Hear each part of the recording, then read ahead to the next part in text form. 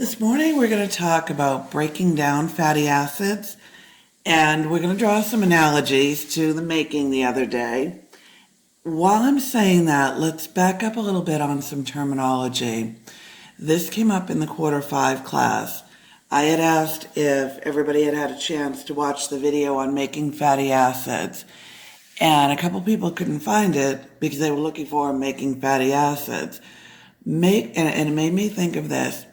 Make sure you're comfortable with the terminology, either being very application focused, I'm making this, I'm breaking that, whether it's said blatantly like that or it's in the question.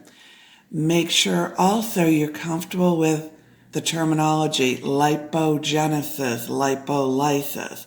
It turns out the PowerPoint was under lipogenesis.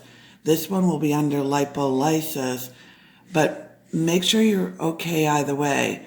We talked a little bit, and I forget which video it's in, about breaking down your terminology.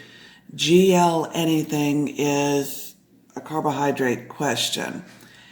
AM or PEP is going to be amino acids, proteins, peptides.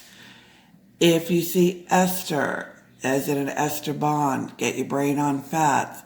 Lip anything, lipid, lipogenesis, lipolysis, get your brain on fats. Acyl, ACYL, get your brain on fats. So be okay with that. Then be okay with the genesis, making, lysis, breaking. So glycogenolysis, I'm breaking down glycogen. Glycogenesis, I'm generating glycogen. Lipogenesis, we did that. I'm making lipids, I'm making fats. Lipolysis is what we'll be doing today. So anyway, not all specific lipolysis, but I want to make sure you guys are all okay with that. So what we're going to talk about today, this will be the supplement to the PowerPoint for quarter 2 and the review for quarter 5. We're going to talk about breaking down fats, lipolysis. So we'll go back to our story. And sorry about the shadow on this. I'm having trouble getting the phone at an angle that it won't turn the video sideways on you. And keeping the shadows away and getting it done before the neighbor's lawn guys show up and make noise. So we initially took glucose to pyruvate, went to acetyl-CoA, did the Krebs cycle, made the stuff that made ATP, went to electron transport, and got ATP. So that was our initial story that we told. That was our real-time story. Then we said, well, that's great if I eat what I need when I need it, but I don't. So then we had this short-term storage molecule called glycogen. And we said, when you think about glycogen, think a couple things. So it's by short-term storage. It's kind of sort of a whole bunch of glucoses hooked together. So the short-term storage thing is going to make you think about quick, fast, when I'm making glycogen or when I'm breaking down glycogen. It's my place to put it fast. It's my place to get it fast when I need it. We're also going to think it's kind of sort of a whole bunch of glucoses hooked together. Because if I'm thinking it's kind of sort of a whole bunch of glucoses hooked together, that's going to make me think, oh, there's a place to get glucose when I need it. There's a place to put it when I have extra. So we said when I eat, first part of what I eat goes to ATP. Second part of what I eat goes to short-term storage. Then if I keep eating, after I've filled up my glycogen, I'm going to fire up glycolysis in the liver, go through the pyruvate dehydrogenase complex, and get back to acetyl-CoA. I'm going to get back to acetyl-CoA. My Krebs cycle is still going to be shut down, making me go and make fats and triglycerides. So that was the story we told the other day. Priority number 1, second place I put fuel, third place I put fuel. This is my long-term storage. So this is where we get a time factor in here. First place I go with extra, short term. Second place I go with extra is my long term. So the breakdown story goes very, very similarly, analogously. So what I'm going to do, let's say now, if you get an application-based story, let's say, I don't know, I'm burning 6,000 calories a day. I'm in triathlon training after getting fat in quarantine. I don't know. So I'm burning 6,000 calories a day, but I'm only taking in 2,000. So let's look at my order of operations, because it really is an order of operations issue. So those 2,000 calories I take in are going to go through my usual route that I've seen 100 times. They're going to go to ATP, but I'm running at a deficit. So the next place I'm going to go looking for fuel, for energy, is by short-term storage. So I'm going to break down my glycogen now. I'm going to do glycogenolysis and make ATP. But my glycogen is a finite resource. I run out of it. So when and only when I run out of my glycogen am I going to start doing lipolysis. So I'll do lipolysis then to fill in my deficit.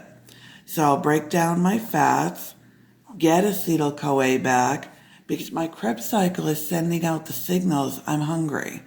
The regulatory enzymes and some hormonal signals are saying, I'm hungry, I need energy, feed me. That's going to make my fats break down, give me acetyl-CoA to run the Krebs cycle and make me ATP. So, order of operations. First part of my food goes straight to ATP.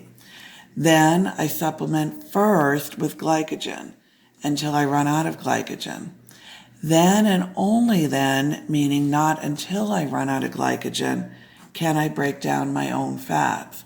That'll get really important, and we said this before, to any of you guys who decide to do weight loss in your office. I can't touch my own fats until I've depleted my glycogen. Then, if I eat a few carbs, fill up my glycogen again, I'm going to shut off the breakdown fats route until I deplete that glycogen again.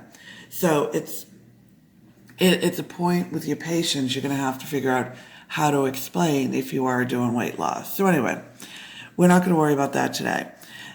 We're going to talk about breaking down fats. Well, we're kind of putting it in the context of breaking down our own fats in terms of I'm not going to do it until I break down my glycogen.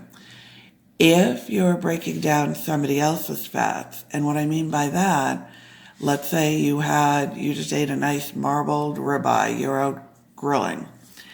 You're going to break down the triglycerides, which is a big component of the marbling, the fatty acids, and everything in exactly the same way as you break down yours.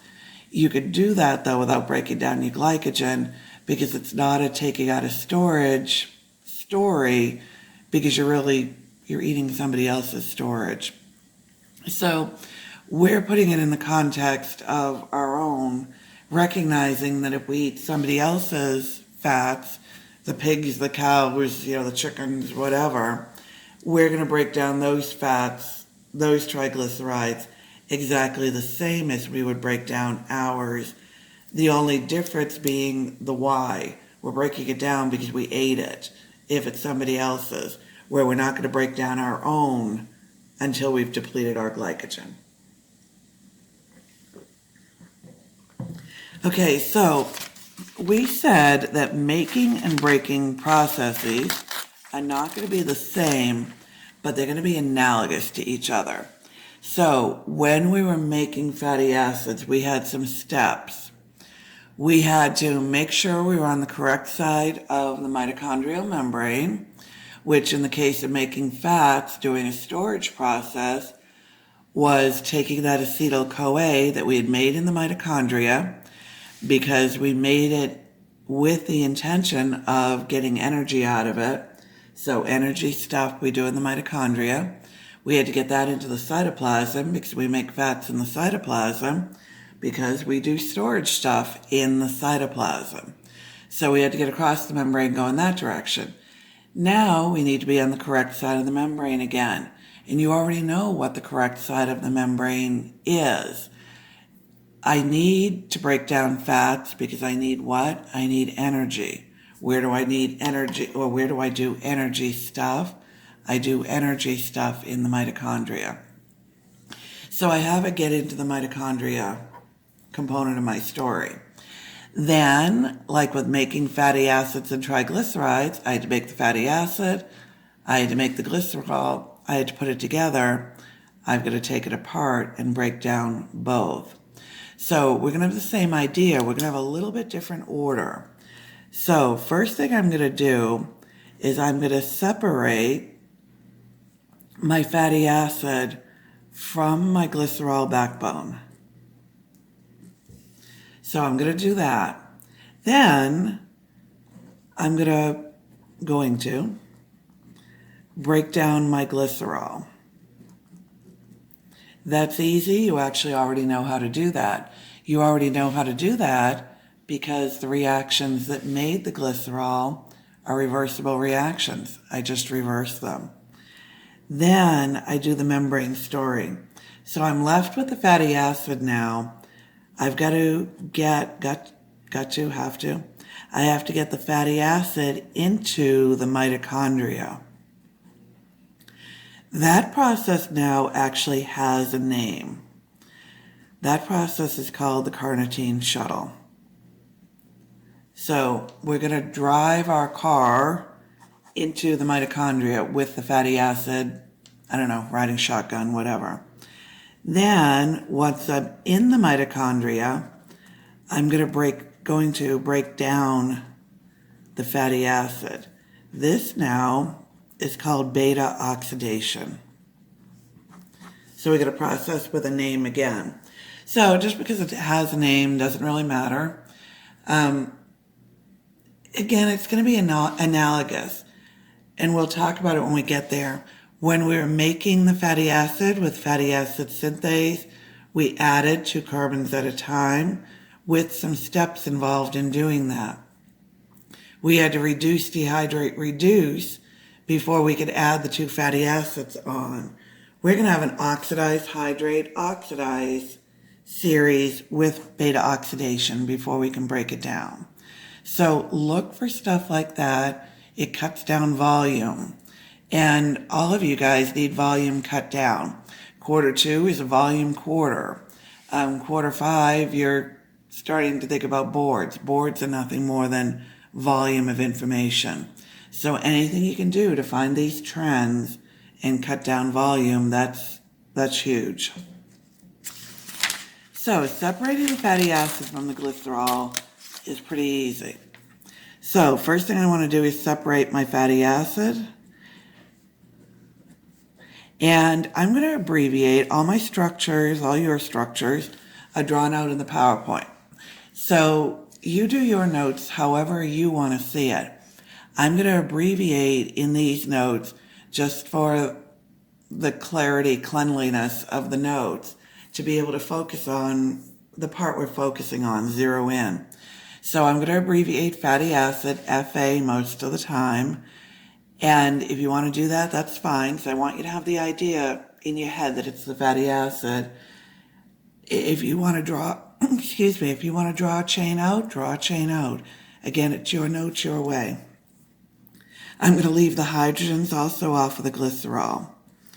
So I have my glycerol backbone. I have my 3 fatty acids attached to it.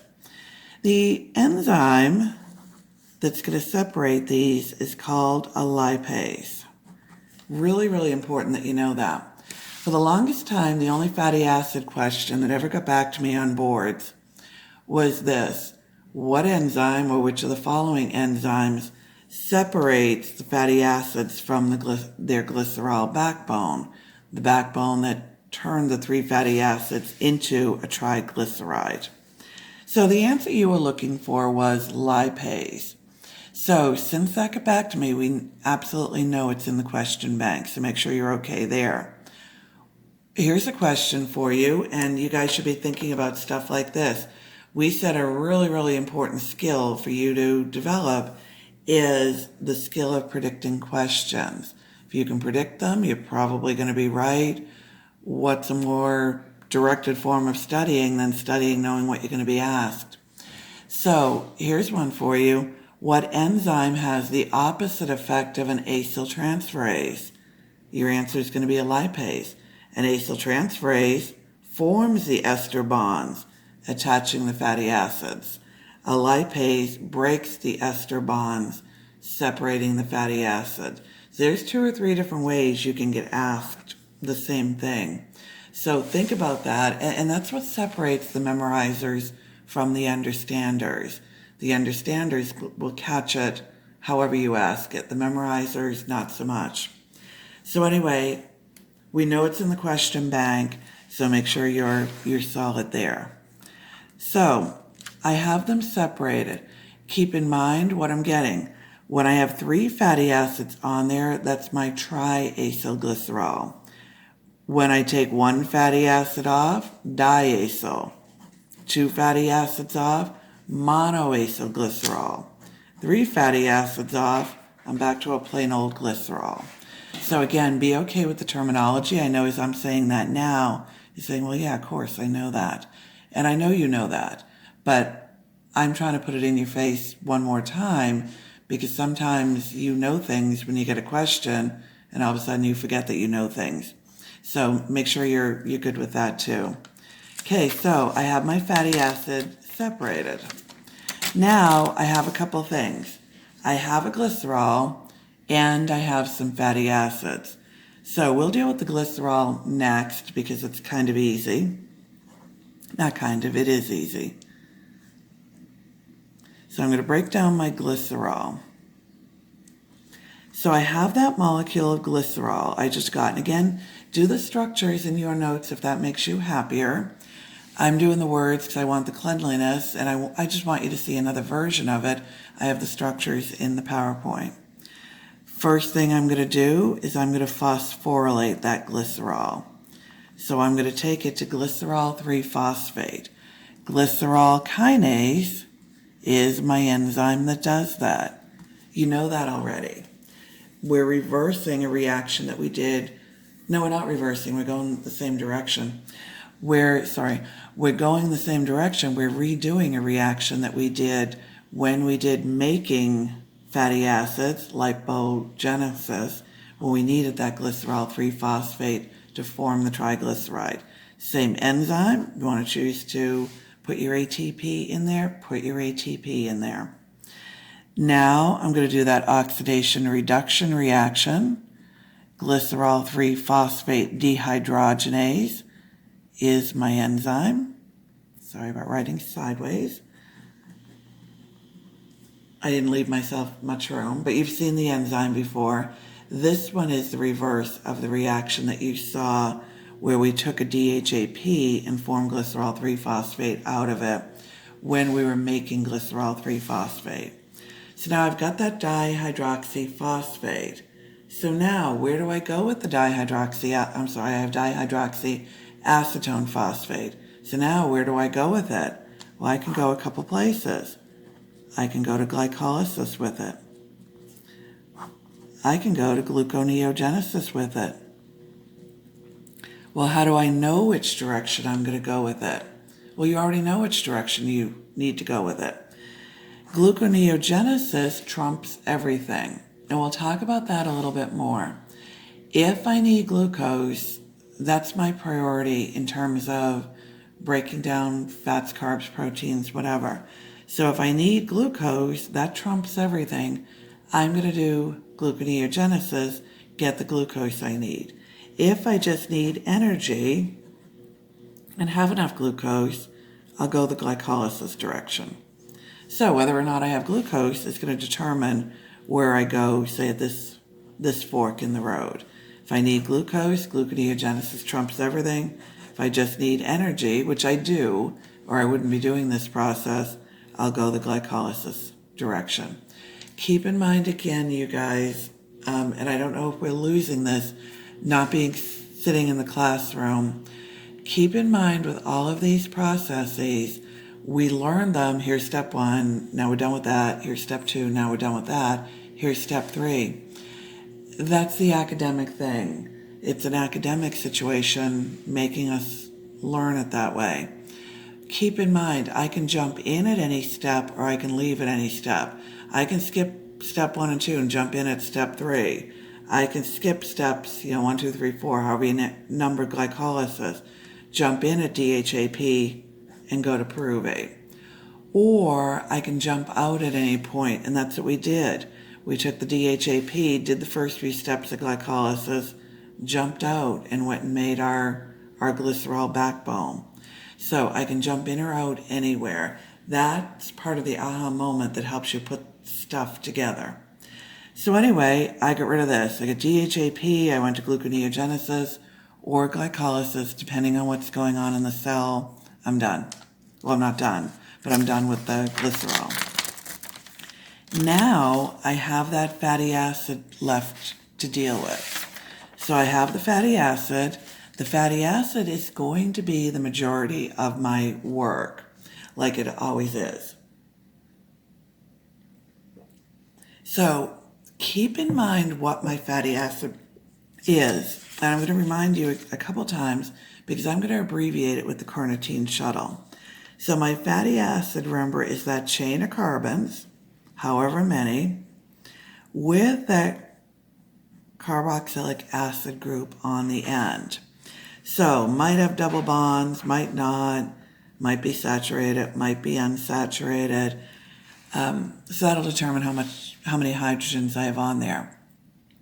But we built that fatty acid 2 carbons at a time, 1 acetyl-CoA at a time. So these 2 carbons came from an acetyl-CoA, these 2 came from an acetyl-CoA, these 2, so on.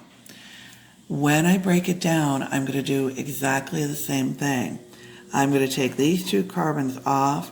They're going to become an acetyl-CoA. These 2 are going to go and become an acetyl-CoA.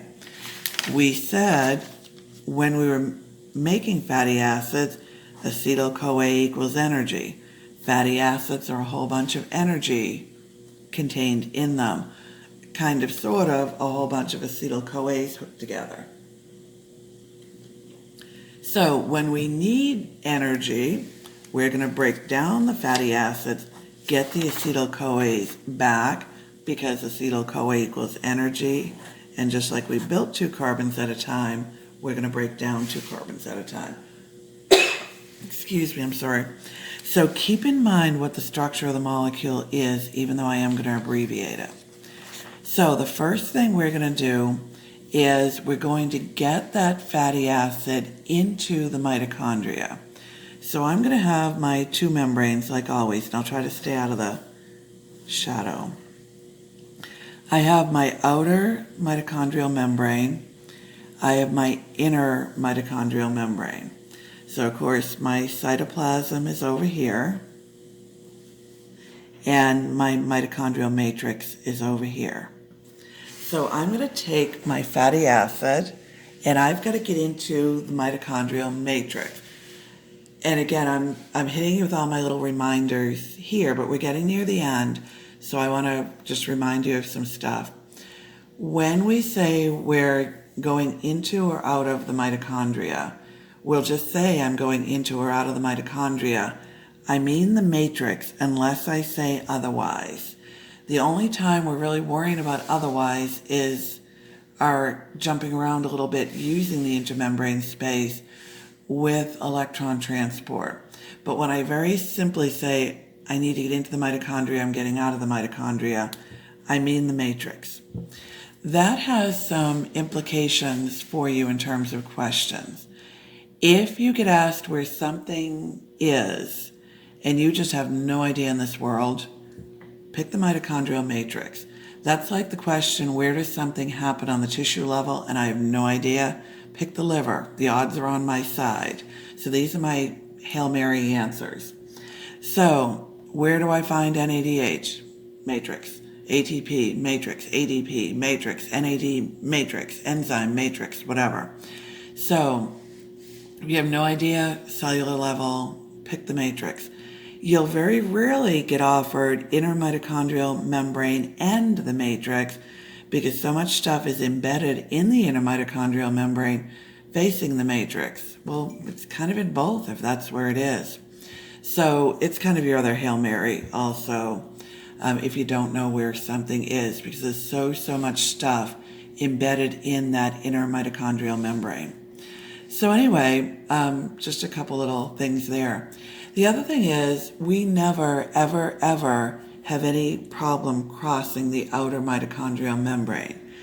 In the context of the carnitine shuttle, the process that we're going to talk about now, we do have an enzyme that lives in the outer mitochondrial membrane but works in the intermembrane space.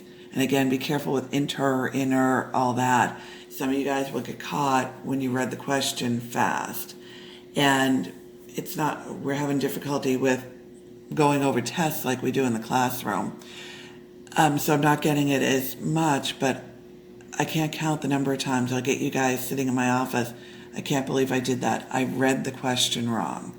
So be careful. I know this sounds like third grade, I know how to read kind of stuff.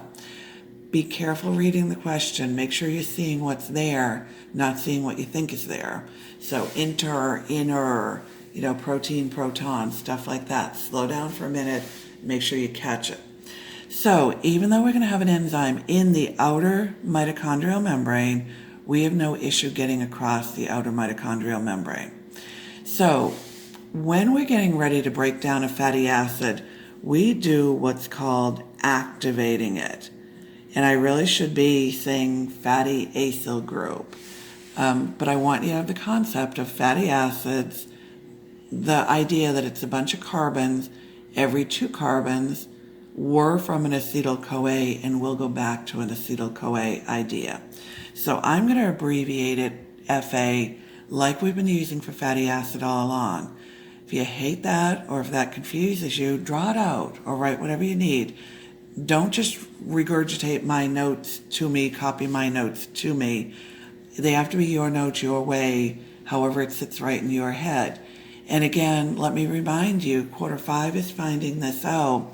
Quarter 2, you're making these notes now. You're going to do my final, all that stuff.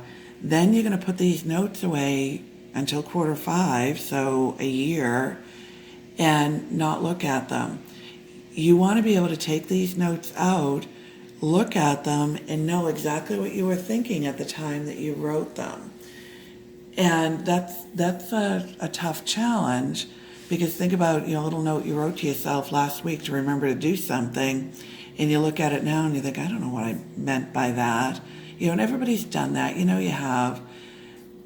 So knowing you're going into this, putting these away for a year, do the best you can to make them make sense to you, jog your memory and everything. Write out whatever you need to. Pause me. Write out whatever you need to make that happen, make that work for you. So anyway, I'm abbreviating because I want that idea and a little bit about the cleanliness of the diagram. So the fatty acid that's activated can cross the outer mitochondrial membrane. So I'm going to get my fatty acyl-CoA into the intermembrane space. And again, label it if you want, intermembrane space. That's what it is. It's your notes, your diagram, your way. It's all about you. So I get that into the intermembrane space. Then I have this enzyme called CAT1 or CPT1 that lives in the in the outer mitochondrial membrane.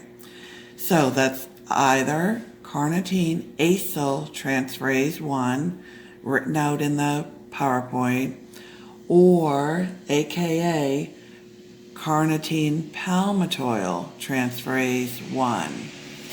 Here come the long guys. Sorry, we might have to make this a 2-part video. So, carnitine acyl transferase 1 or carnitine palmitoyl transferase 1.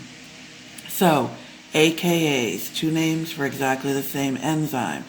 The only time I'm going to give you two names for exactly the same enzyme is when I think there's pretty much equal probability of you seeing either. So here's what that enzyme does. The molecule crosses the outer mitochondrial membrane all by itself, no problem. Don't let anyone mess you up there, trip you into saying you have any issue getting across that outer membrane. You don't. Everything we want to cross the outer membrane crosses the outer membrane, no problem. What it does is a little switcheroo. Takes a molecule of carnitine. You get carnitine from eating meats. Takes a molecule of carnitine and does a little switcheroo. There's a kind of reaction. Puts the fatty acid on the carnitine and takes the CoA off. Or takes the CoA off, puts it on the carnitine, puts the carnitine on the fatty acid. Whichever way you want to look at it. So does the switch, because keep in mind how shuttles work.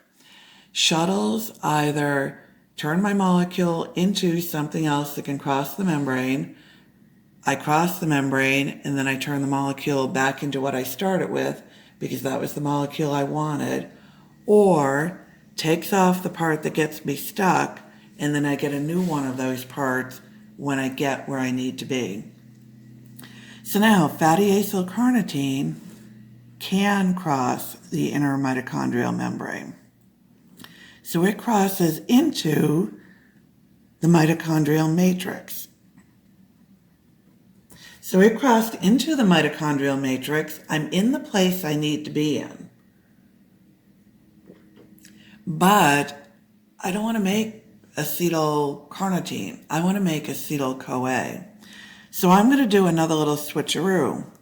The enzyme that does this switch is carnitine palmitoyl transferase 2, also known as carnitine acyl transferase 2. It just so happens to live in the inner mitochondrial membrane. It just so happens to do the opposite of what CAT1 or CPT1 did. It takes the fatty acid off of the carnitine and puts the coenzyme A back on. So this is one of those shuttles where I take off the part that gets me stuck, I cross the membrane, and I get a new one of those parts. Difference this time, though, is I have another molecule in the equation. My carnitine helps me do that. That's why it's called the carnitine shuttle. So I'll hear you guys saying, I drive my car into the mitochondria. That's a really common phrase board reviews and everything will give you. So I drive my car into the mitochondria carrying a fatty acid. So that's my carnitine shuttle. Now I have my fatty acid with my CoA in the mitochondria. So I'm good to go. I'm ready to break it down, ready to do beta oxidation. So I just did my third thing now. Now I'm ready to do my fourth thing, break it down, do my beta oxidation. I think the lawn guys are at the neighbors, so I'm going to keep going for a little while. If it gets too noisy, I'll stop and I'll make it a two-part video. But I really like to have it in one just to keep you guys from having to chase too many videos. So I have my fatty acid. I have it in the mitochondria. I'm ready to break it down. So breaking it down is called beta oxidation. So let's talk about our structure again quick. Where do I get that beta? Think about my carbon numbering. So I have all my carbons, however many I have, and I have my carboxylic acid on the end. Now I have a CoA attached to the end, and again, I'm going to abbreviate it. I'm going to leave my carboxylic acid. I'm just going to write coenzyme A. I'm going to leave the sulfur out because we're not worrying an awful lot about structures. But keep in mind, we're not going to get beta oxidation done there.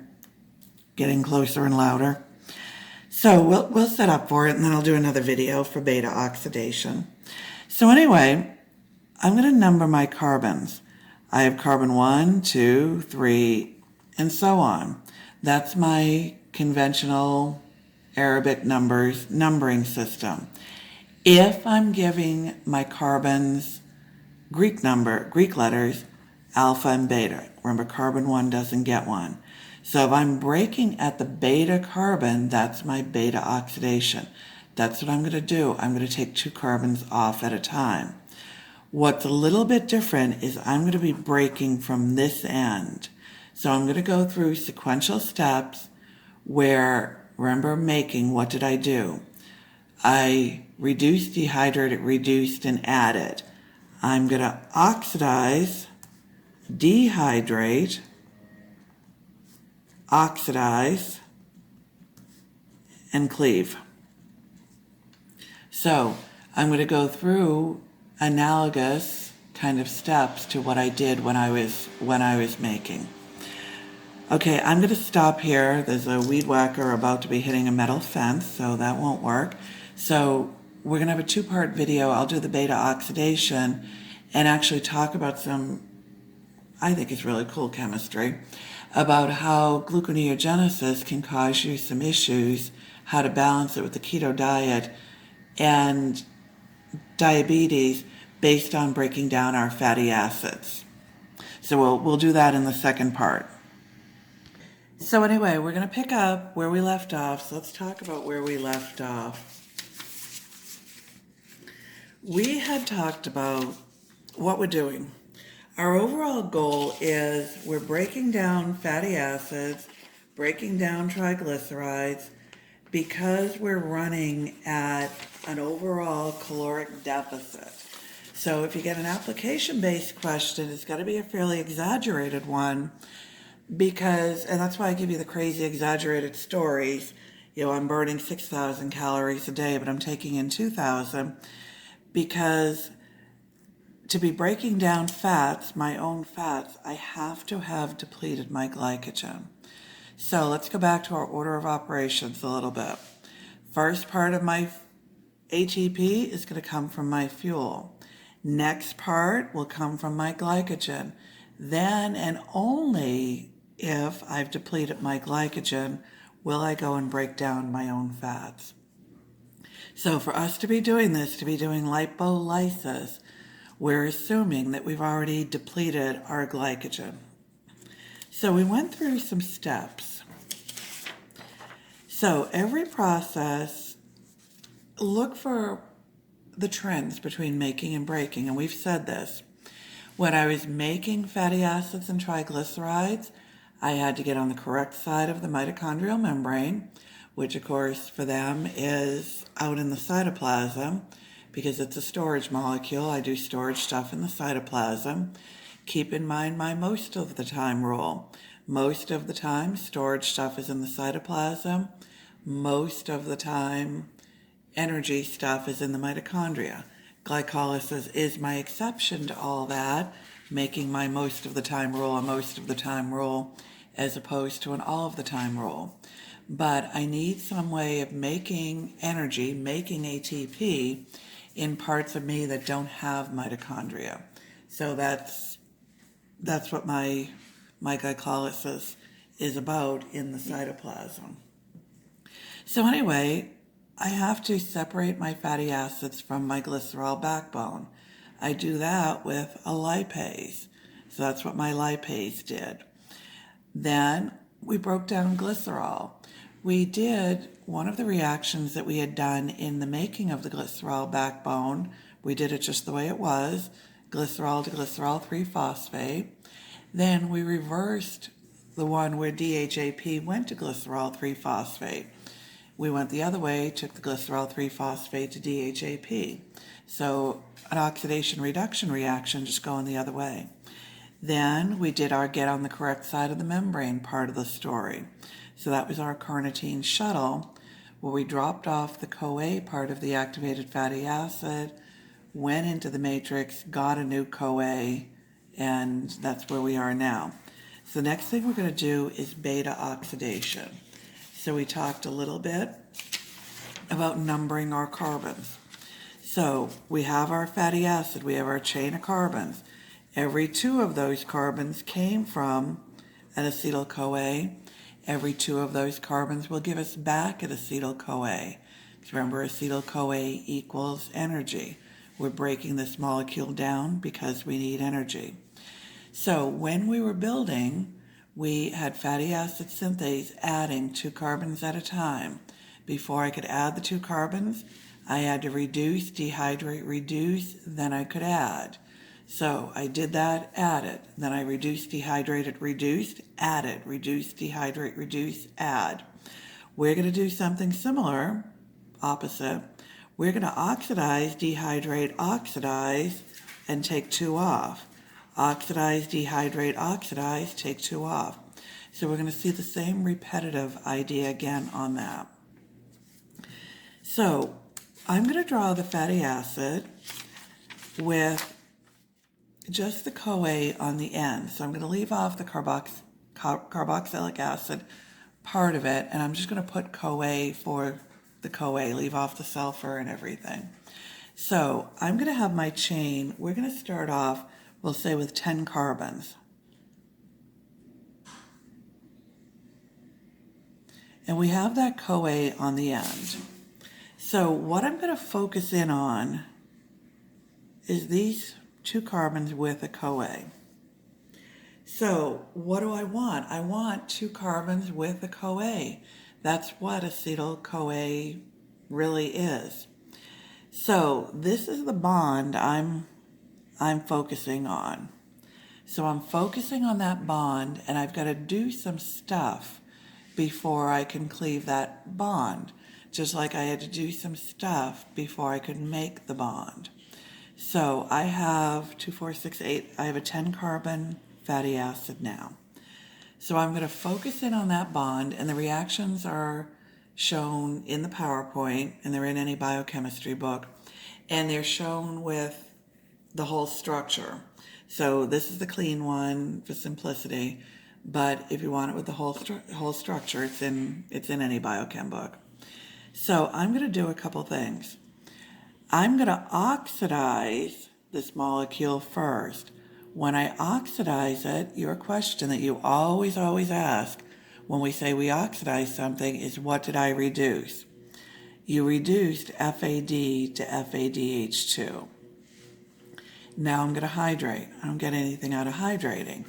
So I open up a double bond, and I put an H and an OH, a hydrogen and a hydroxyl, on the carbons on either side. Then I oxidize again while I reduce NAD to NADH. Then I cleave off 2 carbons with a CoA.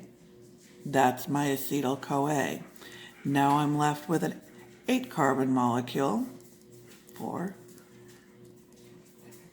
and I put a CoA on the end.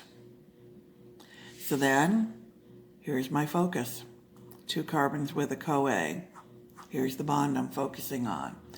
I'm going to oxidize while I reduce FAD to FADH2. I'm going to hydrate, nothing as far as what I get out of it. I'm going to oxidize again while I reduce NAD to NADH. Then I'm going to cleave off 2 carbons with a CoA attached. There's an acetyl-CoA. Now I've got 6 carbons. I put a CoA on the end. Focus again. 2 carbons. Here's my bond. I oxidize it while I reduce FAD to FADH2. Hydrate it. Oxidize it while I reduce NAD to NADH. Take off those 2 carbons with a CoA. There are my acetyl-CoA. Now I have 4 carbons left. Put a CoA on the end. Here's my focus. 2 carbons with a CoA on the end. I'm going to oxidize while I reduce FAD to FADH2. I'm going to hydrate. Don't get anything out of that. Oxidize while I reduce NAD to NADH. Then I'm going to cleave it. 2 carbons with a CoA are my acetyl-CoA. Now I have 2 carbons left. I put a CoA on the end. That is an acetyl-CoA. So those are my sequential steps I go through over and over and over, no matter how many carbons I have. If you look at when you look at your biochem book and read about this is probably the biggest diagram in the whole book, just showing line after line of the fatty acid molecule getting 2 carbons shorter each time. So let's talk about what we're getting out of that. Let's go back to my 10 carbon fatty acid, and this time I'm only going to draw the carbons.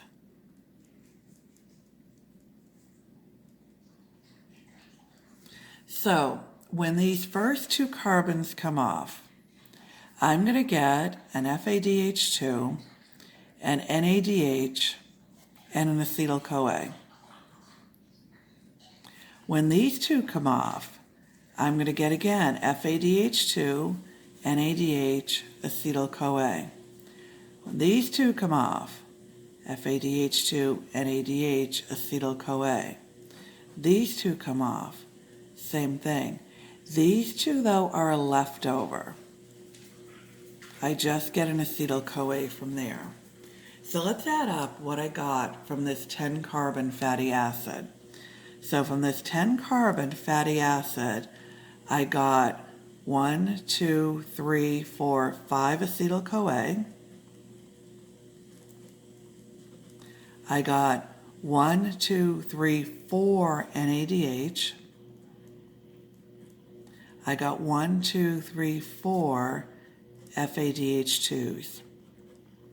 So let's add up how many ATP that's ultimately going to be worth. So 5 acetyl-CoAs are ultimately going to give me 60 ATP. Then 4 NADHs times 3 ATP each will be 12. 4 FADH2s times 2 ATP each will be 8. That little 10 carbon fatty acid will ultimately give me 80 ATP. So let's compare that now. Think about how many ATP 1 molecule of glucose gave me. 1 glucose is worth 38 ATP. So right at the beginning of class, I said to you, just based on your intuitive everyday knowledge, what's worth more, a fat or a carb? And I said it in a different way. I didn't say what's worth more. I said, which has more calories, a fat or a carb? We didn't get into which fat, which carb, anything. You just intuitively said fats. And in our everyday language or everyday knowledge, we know that, fats. But when you break it down, here's why. Here's a little fatty acid, only 10 carbons, giving me 80 ATP. Twice as much, over twice as much as 1 glucose gives me. Think about a 16 carbon, 18 carbon, and do the math on one. No one's going to ask you, how many ATP on a fatty acid. It's a biochemistry class, not a math class. But do it just to see it in your head, just to see the difference. Let me shut a door quick that Luke opened, sorry. Get in here, come on, get in here. Leave them alone.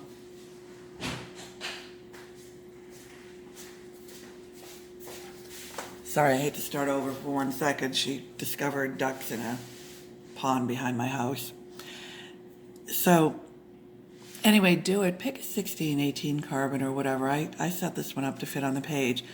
Do it, do the math just to see it.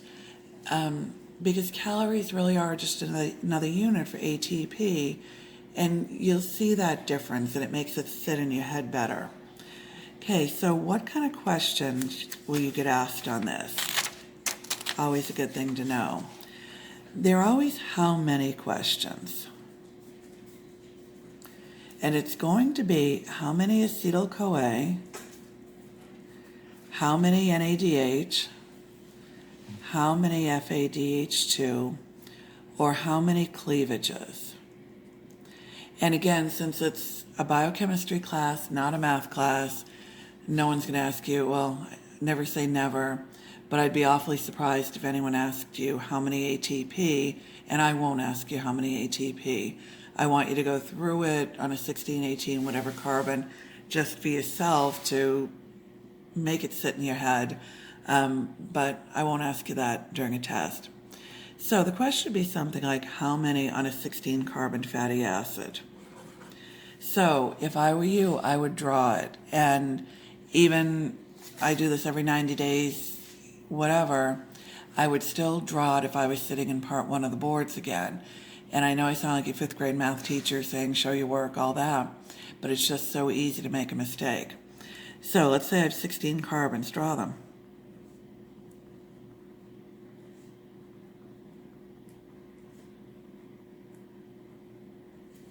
So what am I going to do? Cleave 2, get an FADH2, NADH, acetyl-CoA. Again.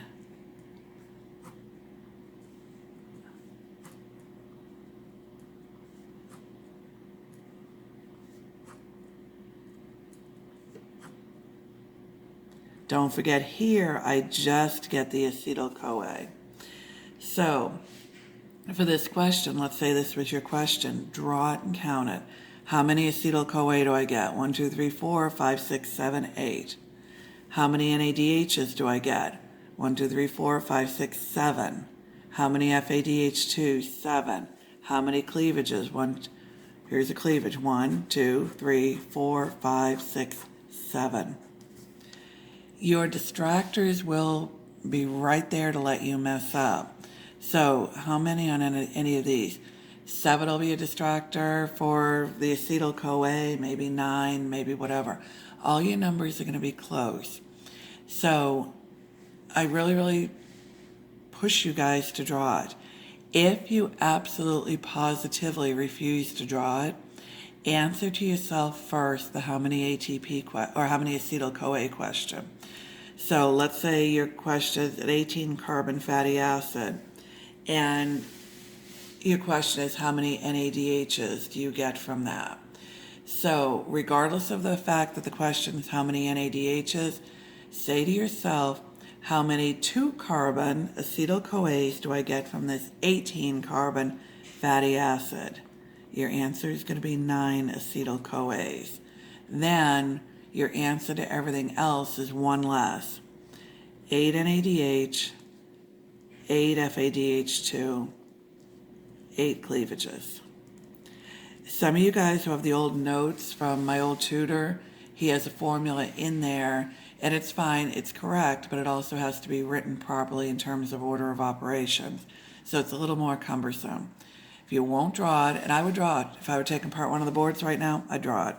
But if you refuse to, answer the how many acetyl-CoA question first, it's 1 less of everything else. The other common question is, what do I get from the last cleavage? I get 2 acetyl-CoAs. When I'm down to 4 carbons and I want to cleave it, I get the FADH2, the NADH, and the acetyl-CoA. Then I get an acetyl-CoA with the other one. Okay, so what if you've been hanging out at Ronald McDonald's and you're getting fatty acids with an uneven number of carbons? So if I have an uneven number of carbons, I do the same thing most of the way. So let's say, I don't know, I have 9, or I got down to 9. I have 9, 1, 2, 3, 4, 5, 6, 7, 8, I need 1 more. So I got down to 9, I started out with whatever. I do the same thing, setting up for that cleavage. I oxidize while I reduce FAD to FADH2, hydrate, oxidize while I reduce NAD to NADH. I get an acetyl-CoA when I cleave. Same thing. Same thing until here. Then I'm left with that 3 carbons. I put a CoA on it. When I'm left with that 3 carbons with the CoA on it, that molecule is called propionyl-CoA. Remember your prefixes from the chemistry review. Metheth prop. Prop is 3. So that molecule is a propionyl-CoA. So when you get asked, what does that last cleavage give me? That last cleavage gives me that acetyl-CoA and a propionyl-CoA. So what do I do with a propionyl-CoA? I actually convert it to succinyl-CoA, and I put that into the Krebs cycle. Literally, energetically, succinyl-CoA is halfway through the Krebs cycle. So in the process of succinyl-CoA finishing the Krebs cycle, I make an FADH2, I make a GTP, I make another NADH. So I make stuff worth 6 ATP. So again, pick a number. Let's say pick a 17 carbon fatty acid. Do the math. How many ATP am I going to get out of that? It just solidifies it in your head, even though no one's going to ask you that. But what they will ask you is the same kind of how many question.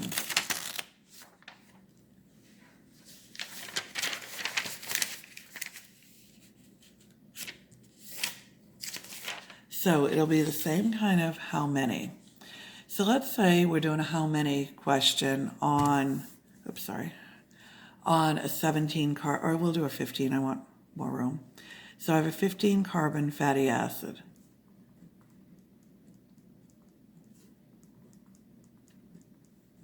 I draw it. So to do that cleavage, FADH2, NADH, acetyl-CoA. For that one, same thing.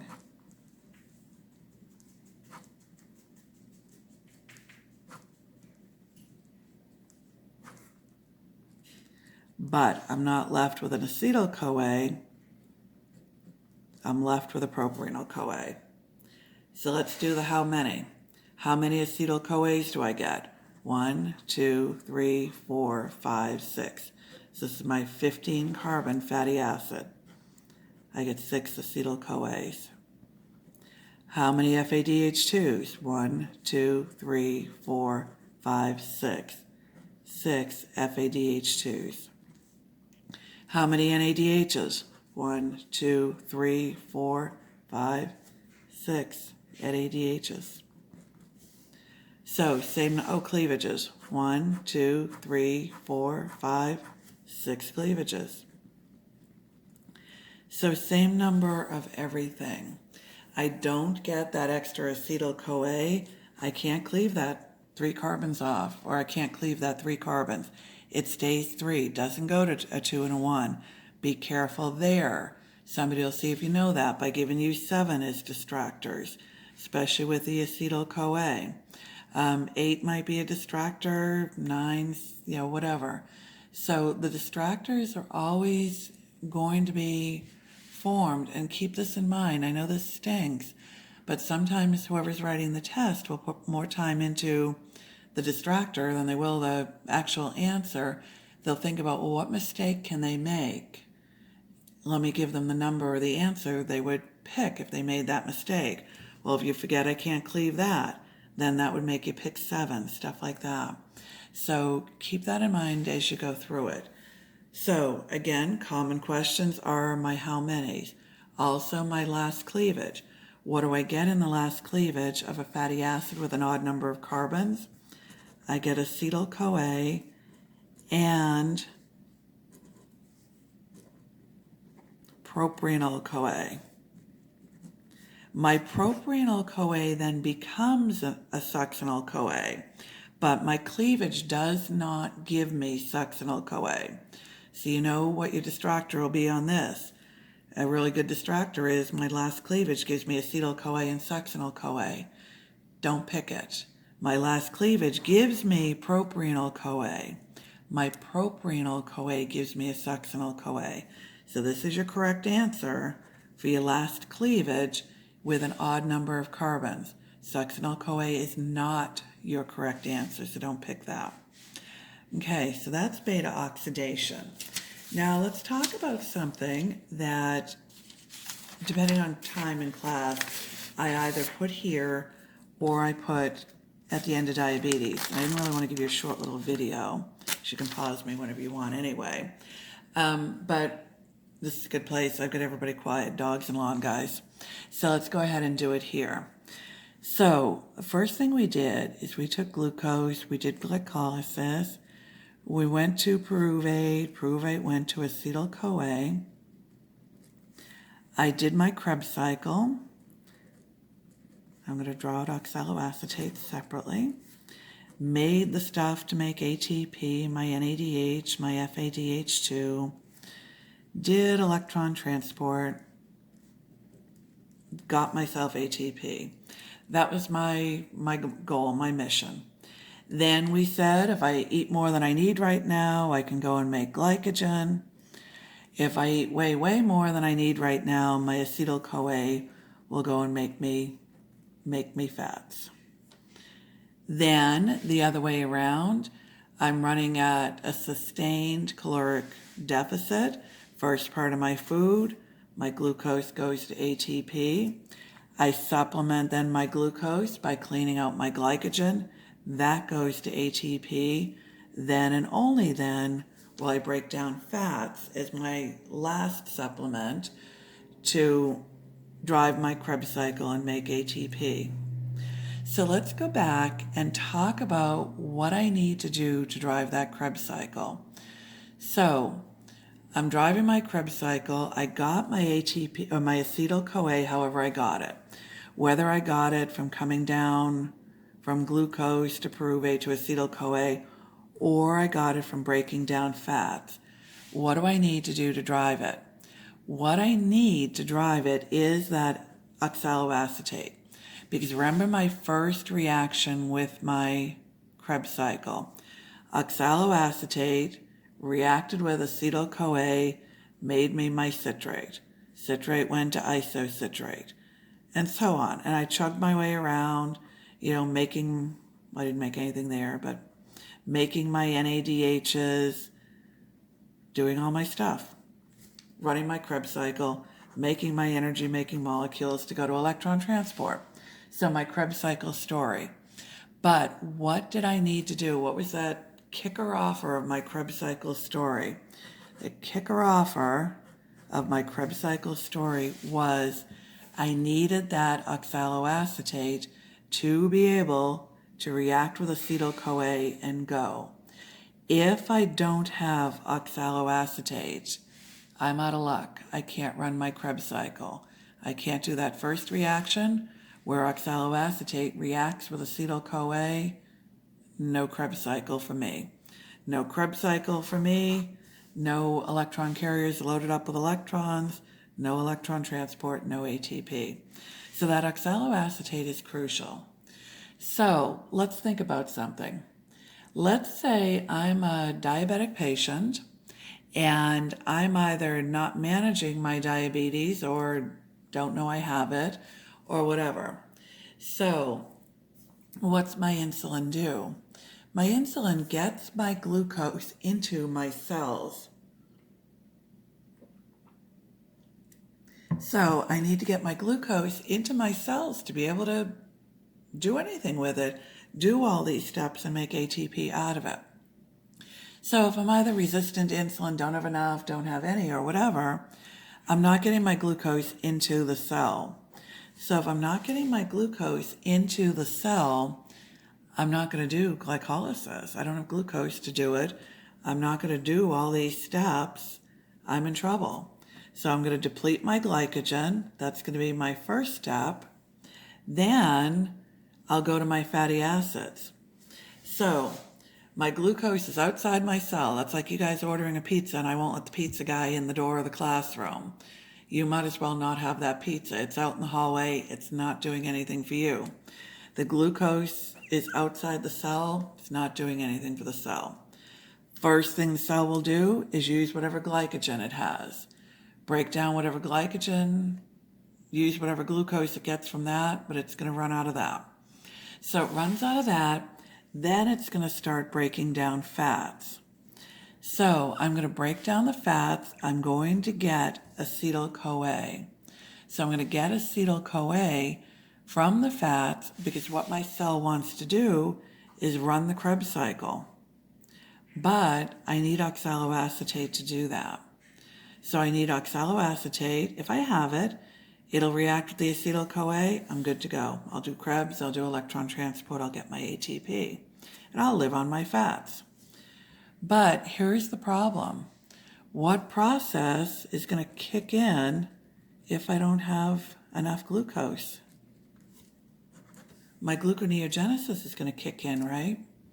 So what's gluconeogenesis? Pyruvate goes to oxaloacetate, goes to phosphoenolpyruvate, blah, blah, blah, right back to glucose. Let's back up. Pyruvate goes to what? Goes to oxaloacetate. So what's going to happen if my cell doesn't have the glucose it needs? gluconeogenesis is going to kick in. It's going to take the oxaloacetate out of the Krebs cycle. So to take the oxaloacetate out of the Krebs cycle to supplement the glucose. So if I don't have oxaloacetate, I can't kick off the Krebs cycle. So the cell is still, excuse me, I'm sorry.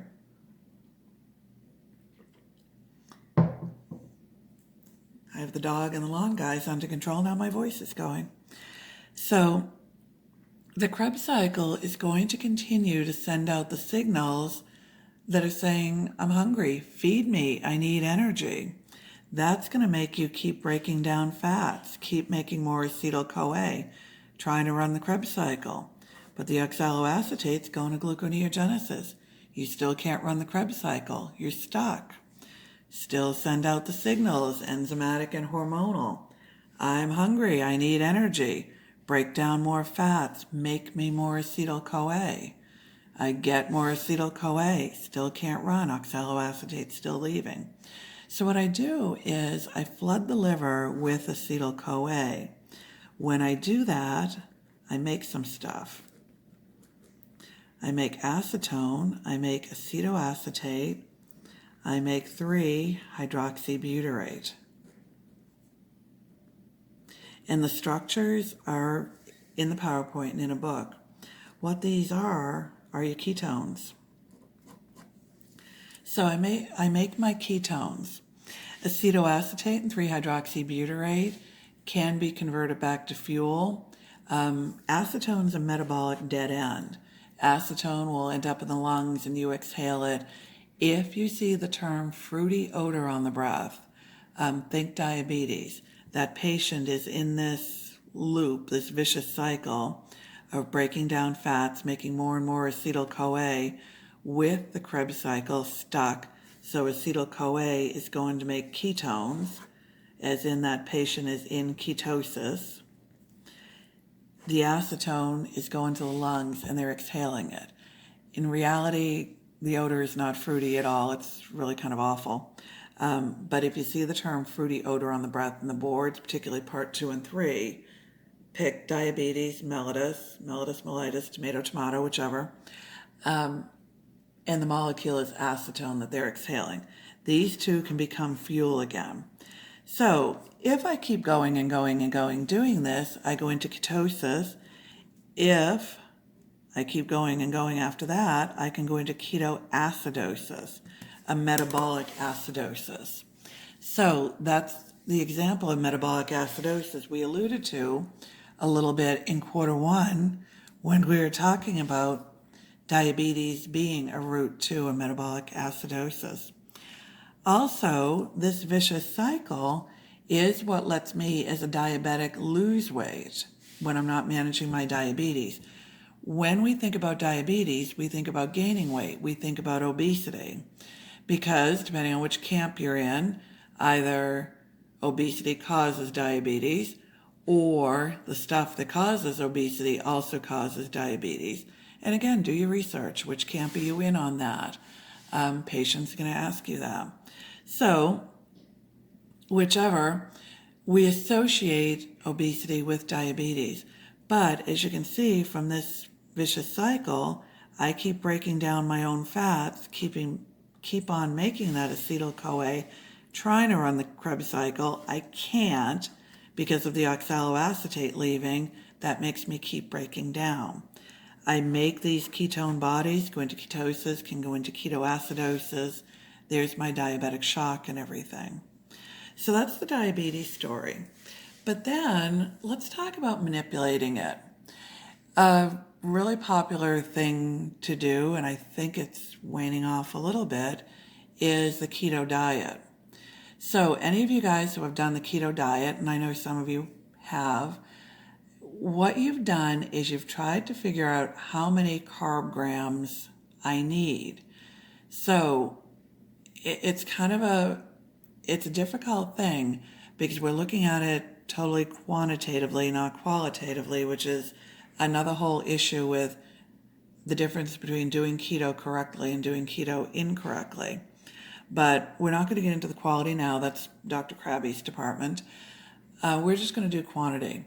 So let's say I figure out my number of carb grams is, I don't know, 40 grams of carbs. And I'm picking a number out of the air. And if any of you guys who have done this, you realize that that number is kind of a challenge to figure out. But what that number is, let's say I've figured that out, and we'll talk about, if you want, how we figure that out. Let's say I figured out 40 grams is my number. Well, what do I mean by that? What I mean by that is this. That's enough grams of carbs to keep gluconeogenesis shut down. That's enough glucose to keep me able to do what I need to do, mostly taking glucose to pyruvate for parts of me that don't have mitochondria. So that's enough grams to shut down gluconeogenesis, but not enough to have me make glycogen again. So that's my balance. I want to shut down both gluconeogenesis and glycogenesis. So I need enough carbs. I need the minimum number of carbs. I have to hit the minimum to keep my oxaloacetate from leaving town. I need that to run my Krebs cycle and make my ATP. So I don't want gluconeogenesis taking it. I want it left right where I need it.